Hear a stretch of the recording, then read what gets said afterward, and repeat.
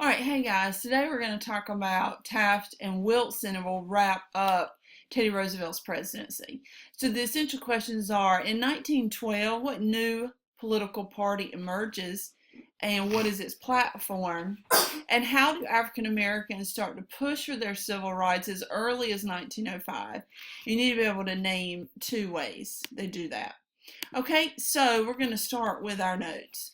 So William Howard Taft is in Roosevelt's cabinet, and Roosevelt is going to exit the White House, and he's extremely popular president. So he decides, why not handpick his successor to try to give him his blessing, so to speak. So he picks Taft because Taft was in his cabinet and they got along very well. So he is Taft is his pick to go on beyond and carry on Roosevelt's legacy. That's not exactly how it's going to happen, but that's what Roosevelt thinks. So we want to reenact that for you really quickly, just so you'll remember. I am Theodore Roosevelt. Look at my teddy bear. I pick you, William Taft. Why, thank you, sir. All right, so then we move on to the Mann-Elkins Act, and the Mann-Elkins Act gave the Interstate Commerce Commission the power to suspend new railroad rates and also oversee telephone, telegraph, and cable companies. And Kellen's got something to help you remember Mann-Elkins with the telephone. Do you want the pizza? No. So, telephone is Mann-Elkins Act during the Taft administration. And also we have the 16th Amendment, which we can now collect income taxes. And remember, I mentioned that it's supposed to be temporary, but it's not. And then you also have the Payne-Aldrich tariff. A tariff is a tax on imports that conservative Republicans push through and really want. They want to raise the price of foreign goods so Americans will buy American-made products. All right, and so the chief of the Forest Service was Gifford Pinchot, and Pinchot criticized Richard Ballinger, who was Taft's Secretary of Interior. So it's kind of like if I were to criticize Mr. Sinslin or the principal. You know, you can't criticize your boss openly and publicly. And so Gifford Pinchot criticizes his boss, who happens to be Taft's Secretary of Interior, and Taft gets really angry and fires Pinchot. Well, this really upsets the Roosevelt people because remember, Roosevelt had brought Pinchot in. And all the progressives start protesting Taft's move there. This leads to a split in the Republican Party. So the progressives in the Republican Party decide they don't like Taft because of the tariff that I've already taught you, and because of this Pinchot affair up here that we were just talking about, Taft firing him. They thought that Taft betrayed the party. And they're going to join with conservative wing of the party. What's left is conservative Republicans loyal to Taft and progressive Republicans who are mad at Taft. So I'm just telling you, the Republican Party is going to divide. That's really good for the Democrats, not so good for the Republicans. So now we got to talk about the election. That leads us into the election of 1912, where we have, as you can see here, 4 parties, which always remember, the more parties you have, the more it splits the vote, and 4 nominees. So we're going to introduce you to each of the nominees now. First, from the Republican Party, who's made everyone mad in his party somewhat, is Taft. What's up, my dudes? See my big belly? Okay, and then we have also from the Bull Moose Party, which is a new branch of the Republicans, Teddy Roosevelt. I have almost. Ah! And we also have Woodrow Wilson, who was a professor and very bookish. Go to school, you young man. Okay, and me, I'm Eugene Debs, the big loser, who's the socialist. Remember, I've been to prison like a lot. So it says here, remember, that the Bull Moose Party is a branch of the Republicans from the split. And it also says the socialists that joined my man Debs here are more radical and they want public ownership of railroads, utilities, oil, steel. He's kind of gone off the deep end. So what's going to happen in the final countdown, can you guys stand up, is we're going to have, getting right here, we're going to have the voters get split. So here's the voters between Teddy Roosevelt and William Howard Taft. So the votes are split. Y'all split the votes. Try again. So they split the votes. They didn't say that. They split the votes, and then that leaves Woodrow Wilson as the winner. Yeah! Boo! You stink! All right, so they're not real happy about it, but Wilson goes in. We think primarily that's because Wilson was a Democrat, and the other parties were split. The Republicans were so divided. Okay, so Wilson becomes the 28th president after splitting. The Republican Party was split in their voting. Okay, so then we have Wilson's presidency, and he, as I said, becomes the 28th president in 1913. He's all about domestic policy, and I want you to see how different that is from Teddy Roosevelt, who was all about foreign policy and big stick politics, remember, and going down to Latin America and taking over and throwing his weight around. Wilson is not that. He is the opposite. So he wants to focus on America. He opposes imperialism. He supports a moral diplomacy, meaning doing the right thing around the world and not taking over these places. But a new government in Mexico that was once loyal to the U.S. is going to be challenged by a band of revolutionaries led by one Pancho Villa. And we have Villa here, who's going to introduce himself. I am Pancho Villa. Look at my mustache. Oh, gosh. And we also have Woodrow Wilson, who's going to go after him. I'll get you. I'll get you, Pancho Villa. All right, so Villa is going to lead raids around the Mexican border in hopes to destabilize the U.S. He's going to murder citizens in New Mexico and Texas. So he crosses the border, murders Americans. Wilson goes nuts, okay? On screen. Ah!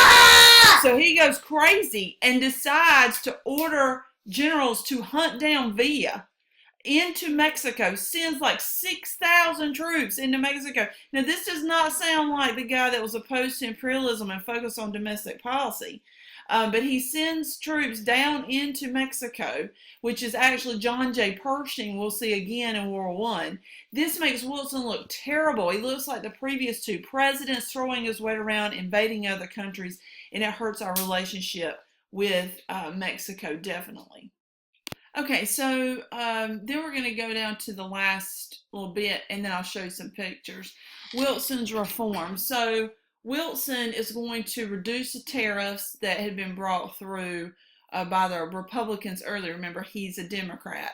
He's also going to bring about the Federal Reserve Act, which is a national banking system. He's going to set up 12 district banks that will be supervised by a Federal Reserve Board. They will supervise banks, and this becomes very important when we get into the Depression.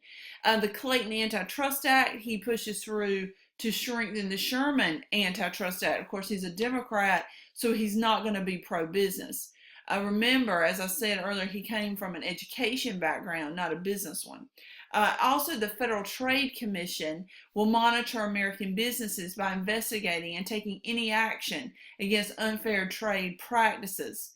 The Keating-Owen Child Labor Act is going to be pushed through, which finally prohibits the employment of children under the age of 14. And that was much needed. We've been playing with that in our notes for a few years here about having issues with child labor and children getting maimed, harmed, working ridiculous hours. So that's a good thing. And then we have the Niagara Movement. This is W.E.B. Du Bois, if you recall. We've discussed him before. We compared him to Booker T. Washington. Remember, W.E.B. is the first African-American to receive a Ph.D. from Harvard. He is born a free man, so he never lived through slavery.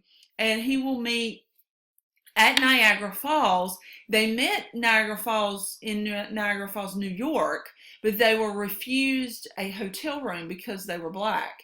And so they cross over into Canada and get a hotel room, and they meet. And he and this group, 28 other African American leaders, and they demand full rights for African Americans. That movement, that meeting, leads to the NAACP, National Association for the Advancement of Colored People, in 1909. Now, it'll be the 1960s before the NAACP really finds a lot of success, and is still in existence today, as you may know. So WEB and the Niagara movement, where they meet in Canada, sets up the NAACP. And they believed voting rights were essential. They wanted to end lynching. They wanted to end racial discrimination. And they're still arguing several of these rights even today. Okay, so let's look at some pictures because these are important. Here is the Payne-Aldrich tariff. A really good example of that. It says getting ready for the 4th, because the GOP, it says all the tariffs, they're kind of tying themselves down to these bombs. It's not going to work really well. The tariff isn't, because no one's going to trade with us. The election of 1912, which I already mentioned to you with the boys. You see here Teddy Roosevelt with his moose and his gun. You see Big Fat Taft on the elephant, which is the Republican Party. You see Debs as the socialist, and I don't have any idea what the heck that is. And you see Wilson with his book, because he was very bookish, on the donkey as the Democrat. Teddy Roosevelt campaigning for president is on the campaign trail. Remember, I mentioned that he shot actually during a speech and continues to deliver the speech. He's an amazing person, and he was very fiery in his speeches. Here's a pie graph of the election of 1912, and you see here how Woodrow Wilson was really helped by the fact that Theodore Roosevelt, which were the progressive Republicans, and Taft, the other Republicans, split. Here is Woodrow Wilson with his glasses.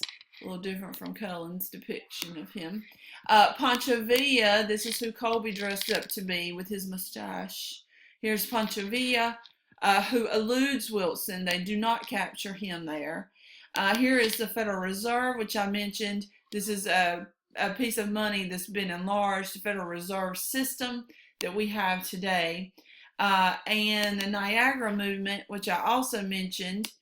Here, this is an interesting picture at the Niagara Falls with these gentlemen who are part of W.E.B. Du Bois' movement to bring the NAACP to America. And here is an NAACP picture with a lot of their members in it. That's how it will kind of swell and grow.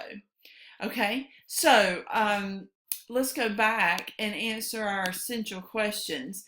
And they were, in 1912, a new political party emerges. What is it? What's its platform?